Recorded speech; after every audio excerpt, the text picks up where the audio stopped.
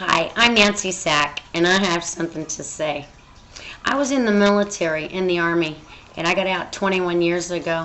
But when I was in the military, my first sergeant taught me how to do a recon. A recon is where you sneak through the woods, or you sneak through the streets where nobody knows what you're doing. And you go up and you listen to what people are saying, and then you back away so they don't know that you were there. You go into the woods, you go into the bushes, and you see what's hiding. Well, I did that. In Seattle, Washington, I left my apartment and I went and lived on the streets for 3 years, a full year in Seattle, and then I started walking down through California, and I have a story to tell about what I saw in the bushes. I want to say that those wildfires, even if the 13-year-old started it on purpose, started it on accident, or didn't start it at all, that 13-year-old is not responsible and should not go to prison till he's 25 years old.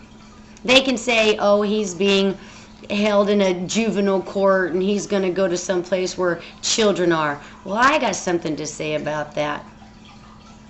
The United States government and we, the people, are the ones who have allowed that to happen. We haven't gone in there and cleared out all that dead tree, limbs, brush.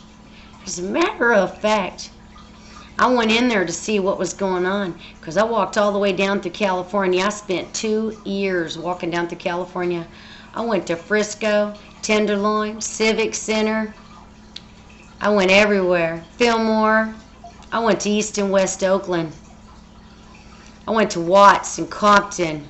I went to Long Beach, Hollywood, Beverly Hills, Venice Beach, Malibu. California is not what they make it out to be. It's fallen apart. It's dead. And in the bushes, terrorists have been hiding gas and oil. And they've been stacking up the wood. And all that stuff is burning.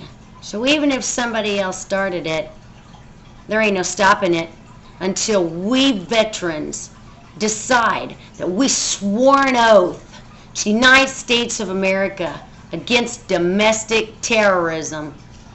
Not for as long as we were getting paid, but for our life, for our entire lifetime. And I got something to say about that too. Be ready, you veterans. Be ready, because the United States government's getting ready to draft us. If you think I'm telling a story, you're wrong. They went into Afghanistan. That was a witch hunt. Didn't you hear the president today? Did you hear what he said? He said that we're losing our grip in Afghanistan and that the whole war is dependent upon our occupation of Afghanistan. Well, on the other side, he's saying, oh, I don't occupy. We're not going to occupy, but we are occupied. He ain't giving no deadline as to when he's coming out.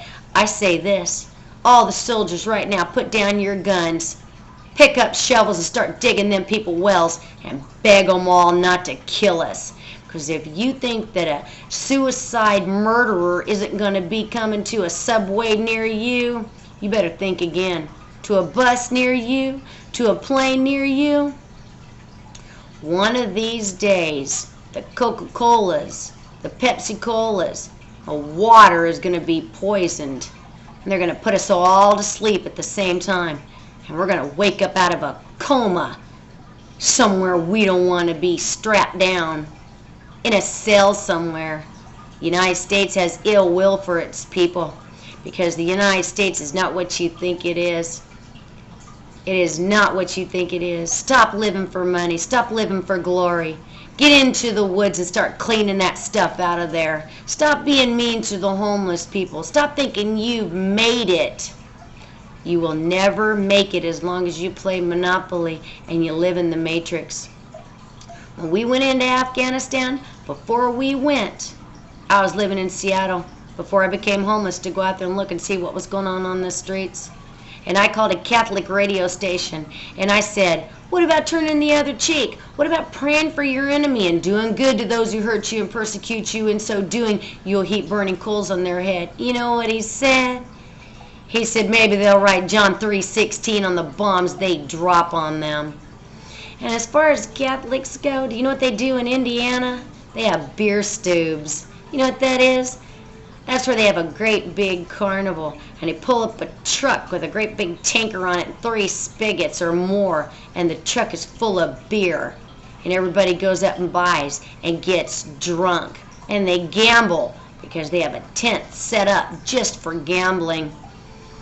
Oh, the Catholic people are very interesting indeed. Yes, they are.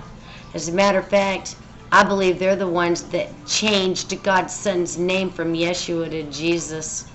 There never was a man named Jesus. If there is no other name higher, you must call him what God said call him, and that's Yeshua. In the end, many are going to come to me and say, but in your name didn't we cast out demons? Get thee behind me, Satan, in the name of Jesus. And he's going to say, get away from me. I never knew you. My name wasn't Jesus. He said when he comes back, he's going to separate the sheep from the goats. And to the sheep, he's going to say, I was hungry and you fed me. And it wasn't a Bible. I was thirsty and you fed me. You gave me something to drink. And it wasn't baptism. It was actual food and water. He said I was naked and you clothed me. That's not spiritual clothing. That's clothing. He said I was homeless. I was a stranger, and you brought me into your house. He said I was in prison, and you came to me. We're in big trouble. Big trouble. There is no hell. Hell is a curse on God. You think God's going to be watching those people who believe in Jesus in heavenly bliss while they built up this matrix, while they've been taking their life into their own hands and driving down the road at 60 miles an hour, letting demons kill their family and then blaming God because they chose to get in the car? Didn't he say throw yourself off this cliff and you won't land on the bottom? You won't get killed because it's written that the angels will minister and catch you? And didn't the man say, but it's also written not to test the Lord thy God? You get in a car and you drive down the road for no reason other than the matrix, money, monopoly. You're taking your life into your own hands. God is not happy about you thanking him for things that cause cancer. Do not store up for yourselves treasures on the earth you're afraid somebody's going to break in and steal. The church has insurance because they're afraid fire is going to destroy. And when a homeless person comes by, they can't even get someplace to sleep because the door is locked. The Federal Trade Commission is breaking the law and not making the church follow its own advertisement. The church must pay tax. Separation of church and state. There's no such thing as talking about God and getting a tax write-off. Render unto Caesar that which is Caesar's.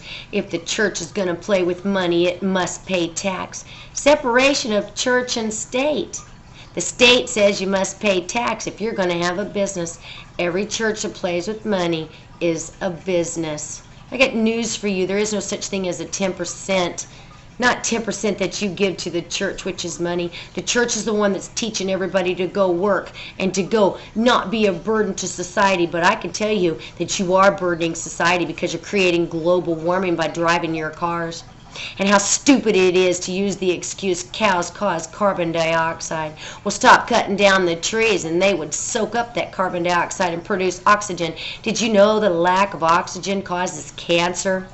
And did you know that a car puts off carbon monoxide too, and everything else under the sun? Cows are not killing us. Cars are. Don't be silly.